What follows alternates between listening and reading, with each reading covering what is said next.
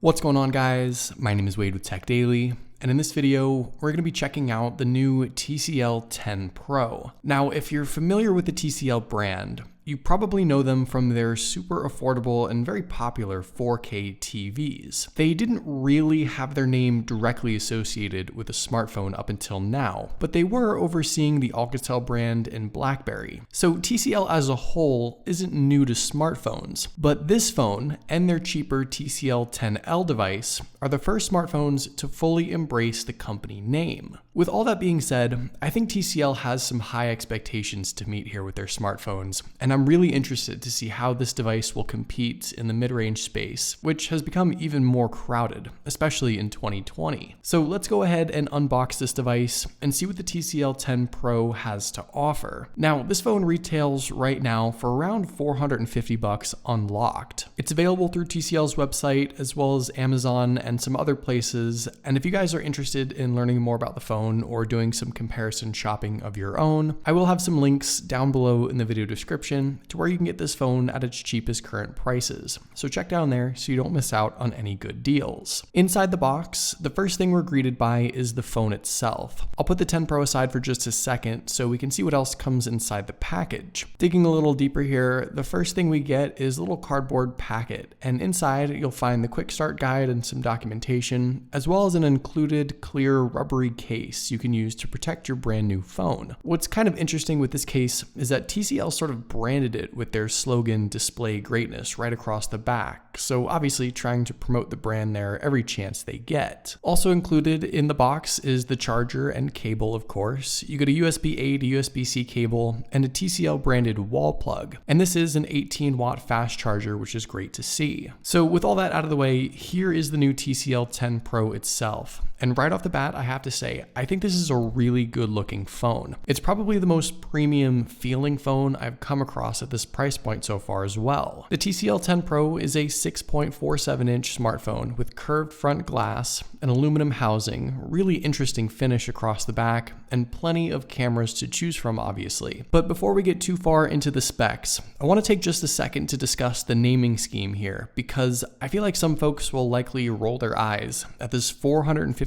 device being labeled a Pro phone. It's not. I do think Pro gets overused nowadays, and the only thing I'd maybe argue is that in the lineup of TCL phones, and in comparison to the $250 TCL 10L smartphone in particular, this is the Pro model or Pro version, but just as a smartphone itself, the 10 Pro is a mid-range device with mid-range features and specs from top to bottom, and you shouldn't necessarily classify this as a high-end Pro device. It's just simply not the case. Beyond that, I think what we do have here is actually a really good-looking phone. Now, like I said at the beginning, the first thing I noticed right away is how good this device feels in the hand. It's heavy, it's sturdy, and the metal frame really gives off a premium vibe. It may not have the glossy faux glass finish or shiny rainbow colorway of some other phones, but I don't think it needs it. The gradient finish over the smooth rear housing is good enough, and you get this sort of metal sheen that I think looks really nice. If you gave this phone to really anyone, I think they'd suspect this phone costs a lot more than it does. Taking a look around, you can see that the 10 Pro offers curved edges and a contoured design that makes everything feel slimmer and sleeker. I like that the sides sort of slope down into a thinner profile, but I know that curved front glass isn't a design choice that everyone likes nowadays. I personally do appreciate it. It's something I miss, but I know from time to time with such slim bezels and sloping sides that the edge of the screen can be accidentally touched, which triggers something you didn't want it to do, and that the keyboard may get a little distorted on the edges, which might make things tough to type. Like I said, for me, neither of these things are an issue.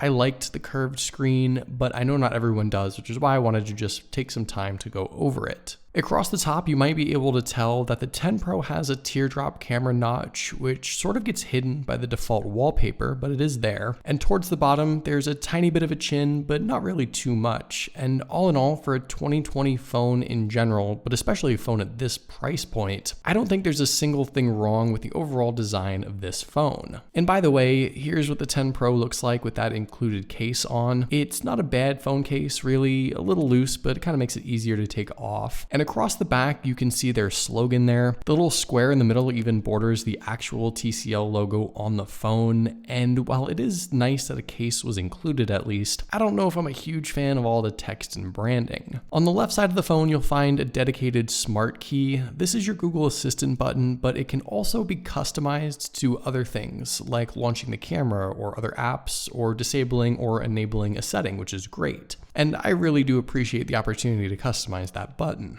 On the right, there's the power and volume switches. Up top, you'll see the headphone jack and an IR blaster, which you don't really find on too many smartphones nowadays. And at the bottom, there's the SIM and SD card tray, USB-C port, and the speaker. Across the back, obviously, we have a whole bunch of camera stuff, and I'll go more in depth with that in a minute. But one other thing I want to mention is the Fingerprint Reader. The 10 Pro has an in-display sensor, and while I'm usually not a fan of this setup, I think the target area is big enough, the placement makes sense, and I've actually had less issues and inconsistencies with this fingerprint reader than I have with the likes of the Samsung A series phones, for example. In addition, you can also utilize Face Unlock, which I found to be really fast, so both unlocking methods here seem to be really solid. Now let's talk about the display. And there's actually something pretty important here that I want to go over. First off, the screen itself is a nearly 6.5-inch 2340 by 1080 AMOLED panel that packs about 398 pixels per inch. By itself, this is a solid screen, and you should expect that from TCL given how good their TVs are. AMOLED is the right choice at this price range. You get really punchy colors, deep blacks, and a viewing experience that's on par with anything else in this price range and beyond. It's a good looking screen on its own, but TCL wanted to take things a step further by offering their Next Vision display engine. To put it simply, this is a mode you can enable if you want that basically will bring up the saturation and contrast and make your content look brighter and more colorful automatically, in sort of the same way that HDR attempts to improve the picture, which by the way, the 10 Pro also has. Now, for the most part, I think Next Vision will be more of a personal preference thing. It's not necessary, and I know oversaturating the screen isn't everyone's first choice. It also isn't something that you can really tell all the time. It sort of depends on what content you're watching. But just in my initial impressions, I found that every once in a while, Next Vision can make things look a bit oversaturated. I want to do some more tests with some different content, obviously, so I can get a better understanding of the differences for my full review. But either way, I do think the display on the 10 Pro is really solid. I appreciate the extra viewing mode enhancements that are at least there for you to customize, and I don't have any complaints with what's offered. For the out loud listening experience, you get one single downward firing speaker, so no stereo sound unfortunately, and here's a sample of that so you guys can get an idea.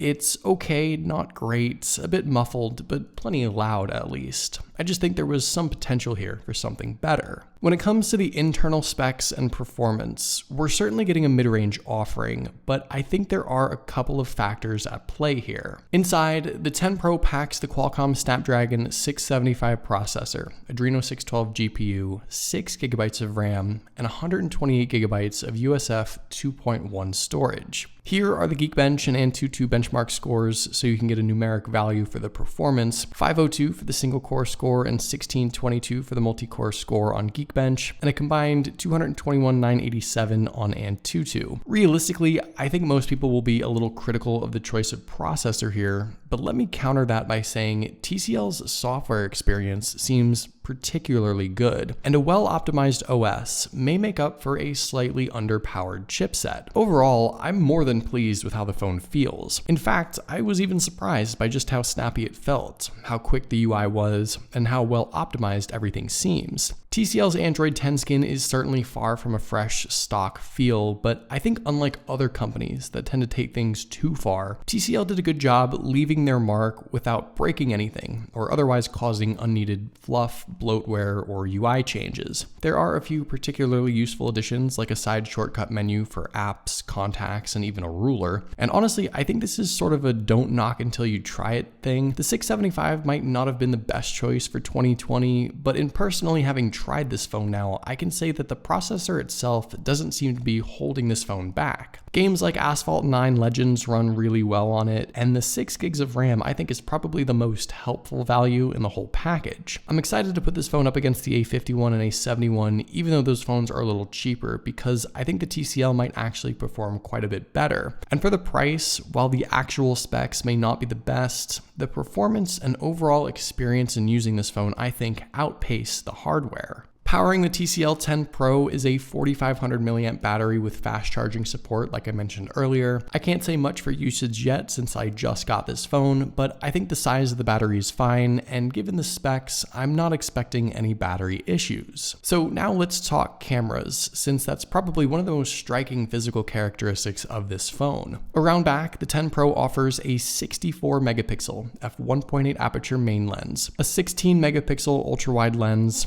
a 5 megapixel macro lens, and a 2 megapixel depth sensor. That's a pretty solid setup for a phone in this price range, and it also has the software features and shooting modes to back that all up. You've got a pro mode for getting the most out of the camera, night mode for low light shots, slow-mo, macro, and an easy way to jump to the full 64 megapixel shooting mode, which I actually really like. Most people don't get the most out of their cameras, so adding an obvious option there under the More tab was the right move. You've also got 4K video and enhanced video stabilization as well, and for some reason a lot of folks complained about the added TCL logo in the photos that's enabled by default and claimed it was super hard to turn off for some deep hidden setting. It's literally right there in the options menu, and while it isn't great that TCL felt the need to add a little corner logo to every picture, it's not a big deal to just turn that off. The front selfie camera is an equally impressive 24 megapixel f2.0 aperture lens. No 4K selfie shooting, unfortunately, but still plenty of potential here. With a quick sample, you can see that for the most part, things look pretty decent. Skin color is fairly accurate, there's enough detail in the shot, and when we move over to a portrait shot, once again, there's a lot to like. The edges around my face and head are actually really good. My hair gets a bit blurry like it almost always does on these mid-range phones, but honestly, this is a solid selfie camera, and I'm pretty impressed so far. All in all, I think the TCL 10 Pro has a lot of potential, and if people start to know about this phone in the coming months, especially TCL TV owners, they could have a good selling product on their hands. I'm really interested in testing this phone out in the coming days and seeing how it stacks up against a lot of other devices. And if there's anything in particular you guys want to see with this phone, definitely let me know. But hopefully you guys did enjoy this video. What do you think about the TCL 10 Pro? Is this a phone you'd consider buying? I'd love to know your thoughts, of course, in the comments down below. Also, be sure to follow TechDaily on Twitter and subscribe to the TechDaily YouTube channel if you haven't already,